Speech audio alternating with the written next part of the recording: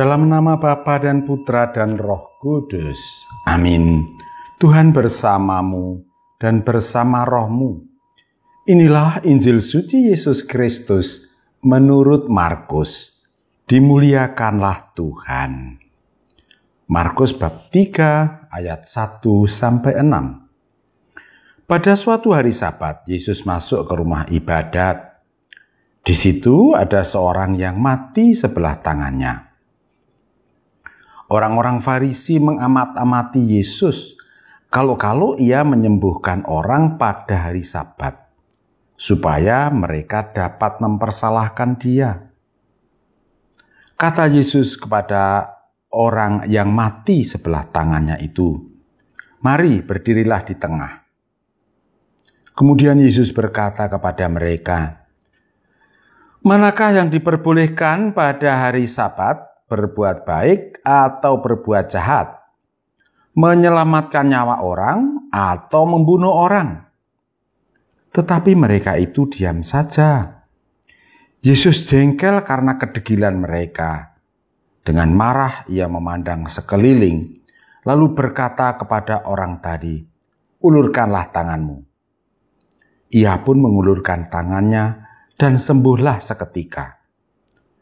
Lalu keluarlah orang-orang Farisi dan segera bersekongkol dengan orang-orang Herodian untuk membunuh dia.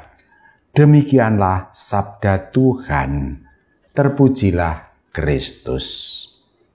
Saudari-saudara yang dikasihi Tuhan dan yang saya gemateni, renungan harian saya pada tanggal 20 Januari 2021 ini berjudul Menjauhi larangan Tuhan dan menjalankan perintah-Nya. Saudara-saudara, saya akan mulai dengan cerita. Akhir-akhir ini Bu Mukidi makin uring-uringan, tapi tidak bisa berbuat apa-apa. Dulu Pak Mukidi sangat rajin ke gereja. Kalau gagal pergi ke gereja, apapun alasannya, dia cepat-cepat mengaku dosa. Beberapa tahun sebelum pandemi COVID ini, Pak Mukidi sudah jarang ke gereja. Ada saja alasannya untuk tidak ke gereja. Mana yang sedang sibuk, mana yang kerja bakti kampung, mana yang lagi ngechat. Malah kayaknya sengaja dia cari-cari kesibukan pada saat menjelang pergi ke gereja. Setelah masa COVID dan misanya online, Pak Mukidi malah berujar, "Enak misa online, bisa disambi." Malah cucunya lebih menjengkelkan lagi. Ikut misa online sambil main game. Ketika ditegur, malah marah katanya. "Tanggung bah, ntar aku bisa kalah kalau diputus." Dan Pak Mukidi sendiri pernah menegur istrinya, "Kamu itu loh cerewet. Wong Tuhan saja tidak menegur kok kamu ribut." Saudara-saudara, bacaan Injil hari ini memberi jawaban atas pertanyaan, cukupkah orang beragama itu sekedar menjauhi larangan Tuhan dan melakukan perintah-Nya? Jawabannya tidak cukup. Mari kita buktikan. Orang-orang Farisi adalah orang-orang yang menghayati kehidupan beragama berdasarkan pola tersebut di atas. Jumlah larangan dalam hukum Taurat ada 365 dan jumlah perintah ada 248. Total ada 613 aturan. Terbukti orang-orang Farisi tidak bisa menjawab pertanyaan Yesus yang demikian. Manakah yang diperbolehkan pada hari Sabat, berbuat baik atau berbuat jahat, menyelamatkan orang atau membunuh orang? Larangan Taurat jelas, jangan melakukan pekerjaan pada hari Sabat. Sementara itu ada perintah lain, selalulah berbuat baik bagi sesamamu. Mari kita melakukan dialog imajiner dengan orang-orang Farisi. Hai orang-orang Farisi, Bagaimana kalau perbuatan baik itu dilakukan pada hari Sabat? Jawaban orang Farisi jelas, tidak boleh. Nah terus, kalau kesempatan berbuat baik itu hanya pada hari Sabat, apakah juga harus dilarang? Tidak bisa menjawab.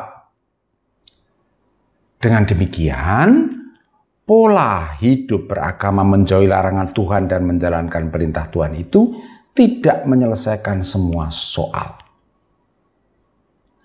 Saudara-saudara, dengan pertanyaannya sebenarnya Yesus mengembalikan pemikiran orang pada semangat aslinya, rohnya.